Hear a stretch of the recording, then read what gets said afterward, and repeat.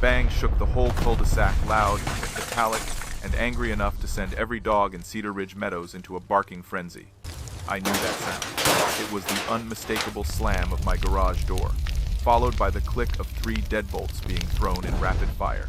I stepped outside just in time to see my father, Hank Cole, standing proudly in front of our now sealed garage, jaw clenched, arms crossed, and eyes blazing with the righteous fury of a man who's fought both wars and HOAs. Inside that garage, 3 massive HOA trucks that the neighborhood tyrant, Lauren Pierce, had smugly parked there without permission, waving some temporary ordinance she practically invented on the spot. So Hank did what any sane retired veteran with a zero-tolerance policy for nonsense would do. He locked the door and called the sheriff. What I didn't know then was that those 3 trucks would expose the biggest suburban scandal our town had ever seen. Before we dive in, tell me where you're watching from and what time it is there. And if you've ever faced a crazy HOA, hit subscribe so you don't miss how this all unfolds. I didn't grow up imagining I'd one day be trapped in an HOA drama that felt like a cross between a spy thriller and a comedy special. But life has a strange sense of humor. My name is Ethan Cole, 45, IT consultant, father of 2, proud owner of a grill big enough to cook for a small army, and a man who genuinely believed that living in a quiet suburban neighborhood would be peaceful.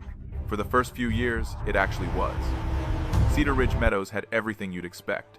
Trimmed lawns, friendly nods from neighbors, kids riding bikes in lazy circles, and the occasional HOA newsletter reminding us to avoid planting aggressively colored flowers. I used to laugh at that one.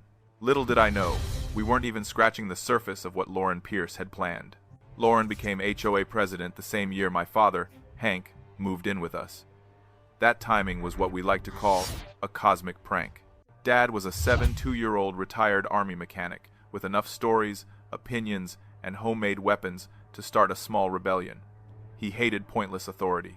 And Lauren lived and breathed it. She was the embodiment of HOA perfectionism. Sharp bob haircut that never moved, bright lipstick that made her look permanently surprised, and a clipboard attached to her hand like it was surgically fused. She walked through the neighborhood as if she were conducting inspections for the Pentagon. At first, her rules were merely annoying. Notes on doors, reminders about trash bins, a passive-aggressive suggestion about my mailbox, needing a more neutral tone. But the day she decided to escalate from petty annoyances to territorial conquest began with something deceptively harmless: muffins. I came home one Tuesday to find a small white bakery box on my doorstep, tied with a bow. I opened it, expecting a welcome treat. Instead, I found 6 blueberry muffins that looked dry enough to be used as emergency building material, and a note taped to the inside of the lid. Friendly reminder: your trash bins remained visible for longer than permitted. Also, per temporary ordinance 47B, the HOA will be using your garage this week for equipment storage. Much appreciated. I stood there, staring at it, confused. Hank was behind me, squinting like the note had personally insulted his military service. "She's testing you," he muttered. "First it's the muffins, then it's the garage. Next thing you know, she'll be holding town hall meetings in your living room." I laughed it off because that's what normal people do when confronted with something ridiculous. Hank didn't. He paced the kitchen, chewing a toothpick like he was sharpening it for battle. "This is territory, son. She's measuring how far she can push you. You give an inch, she'll take the whole house." I thought he was exaggerating. I thought the muffins were weird, but not dangerous. The next morning, the trucks arrived. Not 1, not 2, but 3 hulking industrial-grade trucks, looking like they belonged to a secret government division. They rolled slowly, rumbling down the street before turning into my driveway like they owned the place. Then came Lauren. She stepped out of her white Lexus, dressed in a bold magenta blazer and heels that clicked like a countdown timer. She waved cheerfully as if this were a casual neighborhood favor instead of a blatant invasion of privacy. "Oh, Ethan, wonderful. They'll only be in there a few days," she said, gesturing toward the trucks. HOA equipment overflow. You understand? Understand? No. No, I did not. One of the drivers, a big guy, no smile, walked up and held out a clipboard. "Garage code," he said. I opened my mouth to protest, but Lauren cut in. "It's all approved. Temporary Ordinance 47B. Don't worry, this is standard procedure." Hank appeared behind me like a ghost summoned by nonsense. "Approved by who?" he demanded.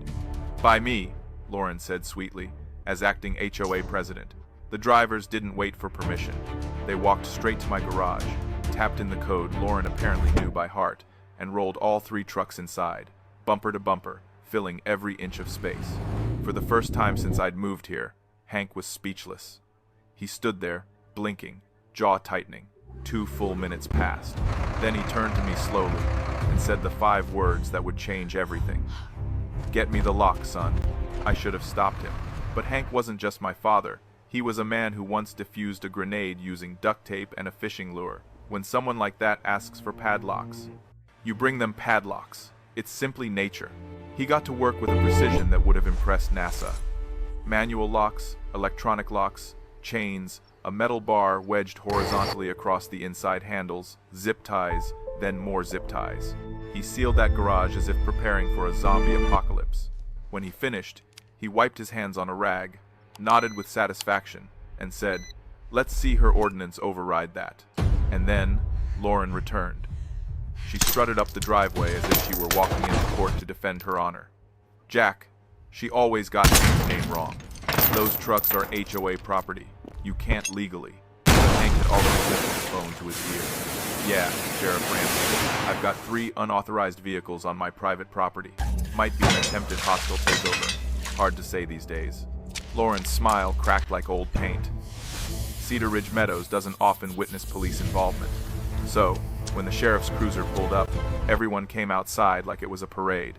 "Well," he said, sighing, "looks like I walked into another homeowners' turf war." Lauren launched into a speech about authority, ordinances, and community compliance. Hank interrupted her with the subtlety of a sledgehammer. "They're trucks, Sheriff. My garage is not a depot. My son is not a warehouse manager. And no one asked permission." Doug scratched his head and said the magic words. "Ma'am, unless you have signed consent, you can't store HOA property on private land, even under HOA rules." Lauren looked like she'd swallowed a lemon whole. She left that day with clenched fists and trembling rage. But the trucks stayed exactly where they were, and that was the moment Cedar Ridge Meadows crossed the line from suburbia into battlefield. Hank didn't say much for the rest of that day, which was usually a sign that the gears in his head were spinning fast enough to power the entire neighborhood. I should have known he wasn't done. Not even close. That night, the neighborhood was buzzing like a kicked beehive. Everyone walked their dogs extra slowly past my driveway, trying to peek at the locked garage without looking like they were trying to peek. Hank was standing in the kitchen with the lights off, staring out the window like a man waiting for an ambush. "She'll come back," he muttered. "Lauren?" I asked. "No," Hank said. "The Queen Lizard herself." I laughed. "Big mistake. You think I'm joking, son? People like her don't accept failure. They regroup. They retaliate. They slither. I saw sooner than I thought. Around midnight, I heard a faint metallic clink outside. Not loud, not bold, sneaky. I nudged Hank awake. "Dad, someone's out there." He didn't grab a flashlight or a phone. No, he grabbed the remote for our motion-triggered sprinkler system. Something he installed after watching raccoons steal tomatoes with military-level coordination. We crept to the window together, and there she was, Lauren Pierce, in black leggings, a hoodie, and latex gloves. She crouched by the garage, struggling with a bolt cutter that was almost as big as she was. Hank whispered, "Activate countermeasures." I pressed the button. The sprinklers erupted with the force of a broken fire hydrant. A jet of water blasted Lauren directly in the face, launching her backward onto the driveway with a scream that echoed down the entire block. She hit the ground, slid in a puddle, flailed like a fish, then scrambled up and sprinted away in soggy defeat. Hank nodded approvingly. "Textbook retreat," he said. By morning, the entire neighborhood knew what had happened. Someone had caught the whole sprinkler incident on a Ring camera, and by 9 a.m., it was circulating with the caption, "Operation Karen Wash." Lauren, however, was not amused. When she drove off, her tires screeched so loudly, I'm pretty sure she broke a noise ordinance she herself had written. I should have been satisfied. But the trucks stayed locked in the garage all day. The more I thought about them, the stranger it felt. HOA equipment storage. Why 3 trucks? Why unmarked? Why did the drivers look like they'd been trained to avoid eye contact at all costs? "Dad," I said, "we should at least look inside one of those trucks." Hank didn't hesitate. "Damn right we should." We went to the garage, turned off the lights, and carefully cracked open the back of the middle truck. What we found was not equipment. It was a full-blown surveillance command center. Monitors stacked like a miniature NASA launch room. Storage cases labeled audio. Drawers filled with lenses, wires, and cameras disguised as everything from rocks to garden ornaments. Hank froze, then let out a low whistle. Well, son, either she's starting a reality show or we just opened Pandora's toolbox. I sifted through a stack of thick manila folders. Each one had a name on it. Neighbors' names. Mendoza, Fence, Harper. This ain't HOA business. This is leverage. This is control. We kept digging. One drawer was filled with SD cards labeled by house number. Another had printed logs of entries, violations, behavioral notes. This wasn't management, it was profiling. Then I found the folder with my name, Cole, priority category. Inside was a typed sheet listing. History of minor resistance, potential influencer among residents, garage access, ideal for storage. Hank read over my shoulder. Well, I'll be damned. They've classified you as a threat. Oh, it's hilarious, but not for the reasons you think. We closed the truck, rescued the locks, and stepped back into the night air. Hank cracked his knuckles like he'd just discovered the final clue in a detective novel. This is bigger than your garage, Ethan. Bigger than my patience. So, what do we do? I asked. Hank's eyes gleamed. We gather intel, we stack evidence, then we bring her down the right way. It was that moment I knew things were about to go completely off the rails. We needed one thing, proof. Undeniable, irrefutable proof. We spent the next hour transferring photos to my laptop, documenting everything. It's all about control, he muttered. She wants eyes everywhere, leverage on everyone.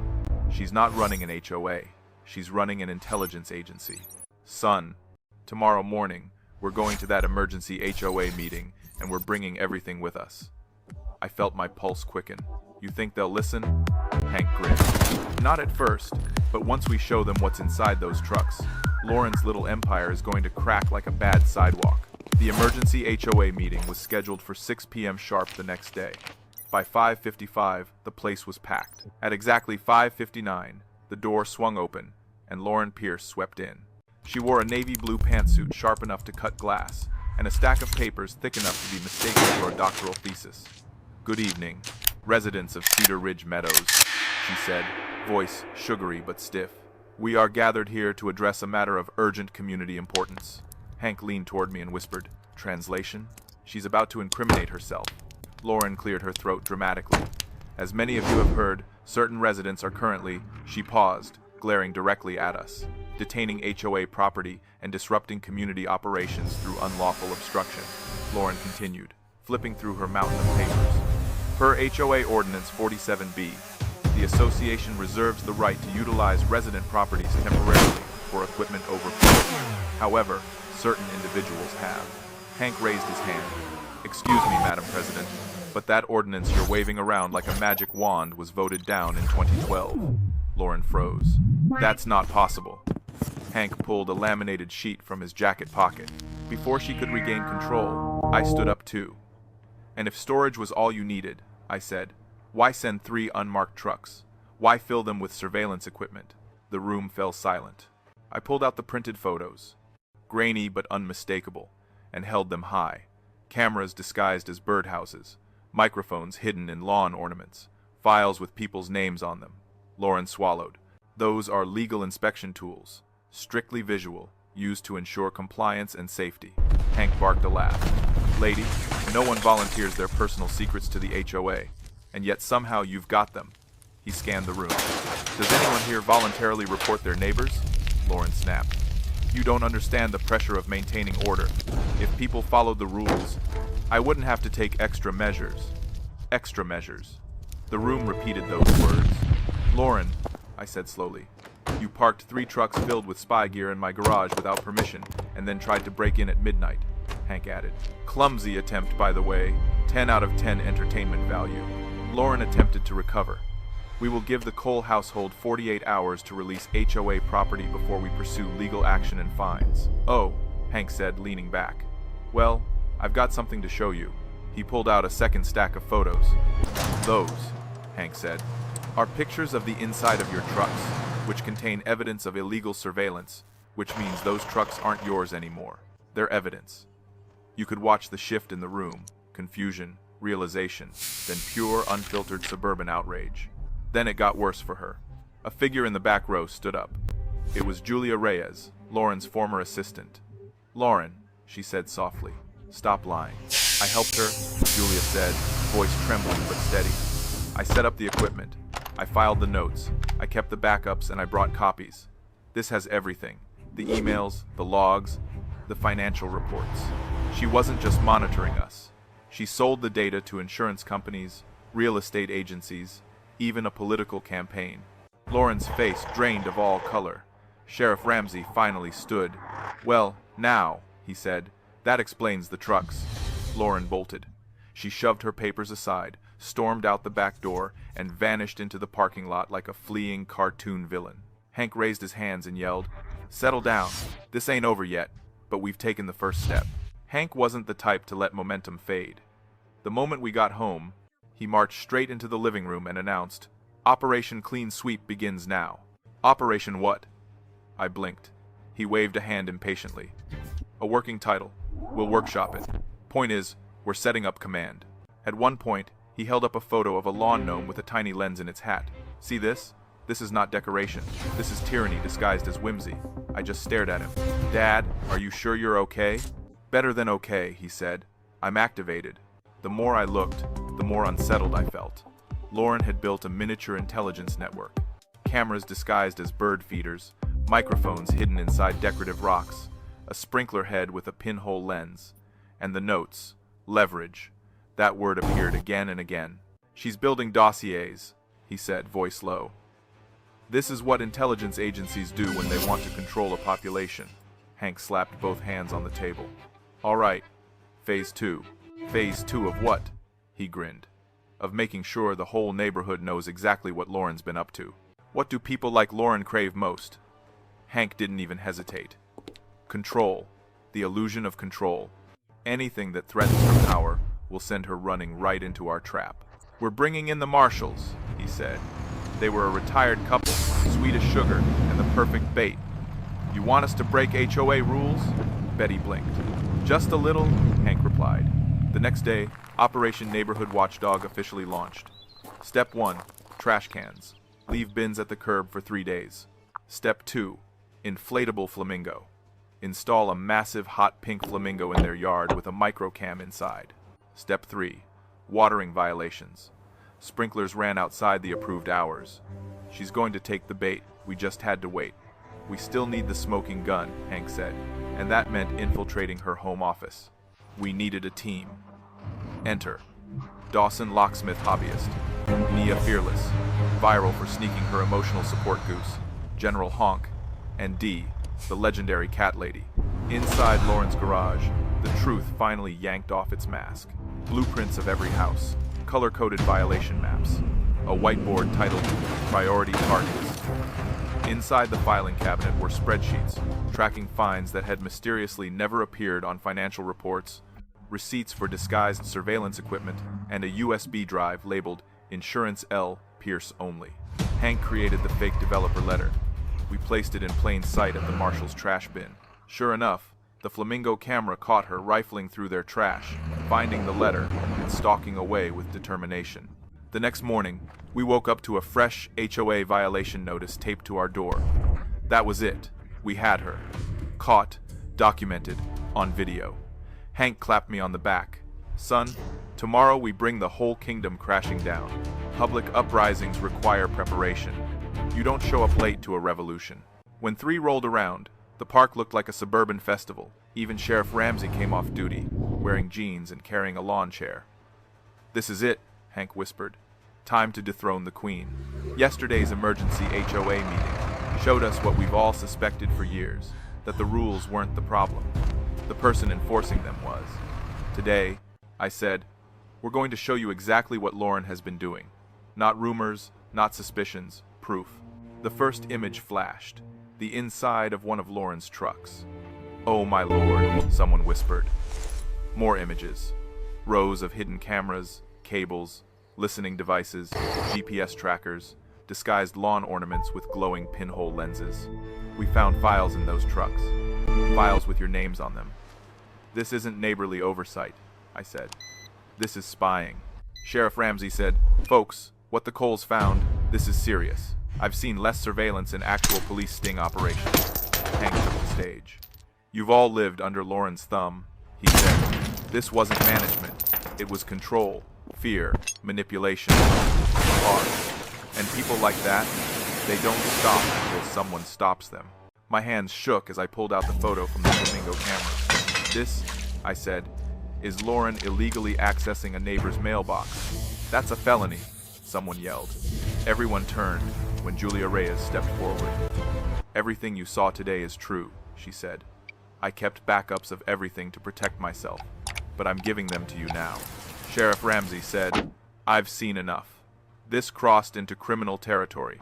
As if on cue, two men wearing dark suits stepped out of a white sedan. "We're looking for Lauren Pierce," one agent said. Lauren finally found her voice for one word: "No." She turned and tried to run. The agents caught her, guiding her toward the car as the entire neighborhood watched. Hank put a hand on my shoulder. "Son, that's the sound of a neighborhood waking up." I woke the next morning to Hank humming. He had maps spread across the table. A new anonymous post on the neighborhood Facebook group read, "Reminder to residents. Decorative items must conform to uniform standards. Excessive displays may result in penalties." "Son, you ever try to stop a bureaucrat with a grudge? They don't go quietly. They go underground." He pointed to the wall. Taped, there was a screenshot from our security camera. A drone. We bait the trap one last time. He spent the next 2 days building our final counteroffensive. The front yard looked like a construction site. Caution tape, safety cones, a mock blueprint, and an enormous binder labeled "Illegal Modifications. Confidential." Then I heard it, a soft mechanical hum. Hank mouthed the word drone. A sleek black quadcopter glided overhead, scanning our absurdly staged construction zone. "She took the bait," Hank whispered. I pressed the concealed button on the remote. From beneath a lawn gnome, a spring-loaded net launcher fired upward, capturing the drone. Tactical success. Inside the drone were memory cards. The first contained aerial footage. The second contained drafted violation letters and new proposed shadow HOA bylaws. The third, a folder labeled Coal Contingency. It detailed how Lauren intended to regain control through fear. She wasn't going to stop until someone stopped her. "What do we do now?" I whispered. Hank stood, lifting the drone. "We end this permanently." 2 days later, her house was empty. She simply vanished. Hank said she probably joined a witness protection program for overzealous suburban tyrants. Cedar Ridge Meadows finally woke up. The HOA reformed itself. Hank became a revered advisor, earning lifetime cinnamon roll privileges, with one rule carved into the Constitution: no surveillance, no secret notes, no tyranny. The weeks following were the most liberating. The HOA dismantled old rules. No garden gnome taller than 8 inches. Rip. No wind chimes audible from more than 10 feet away. Snip.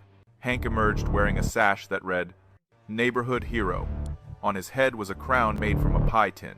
A soft buzzing cut through the noise. A drone. Sleek, black, fast, professional.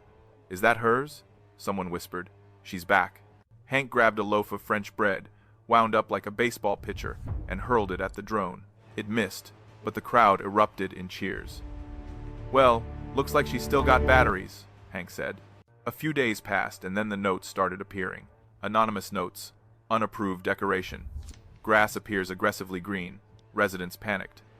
"A wounded tyrant doesn't retreat," Hank said. "She hides, regroups, and tries to take her power back." 2 days later, General Honk, the emotional support goose, started honking aggressively at our front yard. Another drone, hidden in the branches of my elm tree.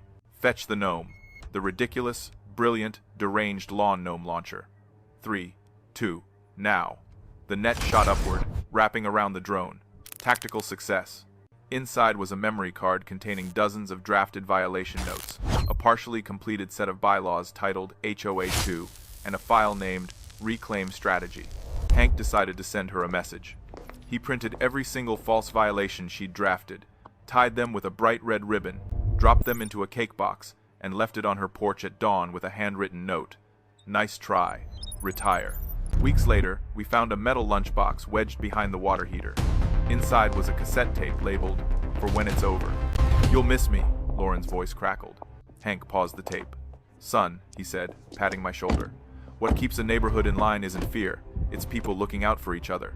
Lauren thought control kept a community functioning, but it was trust that saved Cedar Ridge Meadows. Trust between neighbors, trust that we'd speak up, trust that we'd protect each other's peace when it mattered. So if you've ever felt powerless in your own community, remember this. You're stronger when you stand together. And if you've ever dealt with an HOA gone wild, well, tell us your story in the comments. And don't forget to subscribe so you don't miss the next battle for suburban sanity.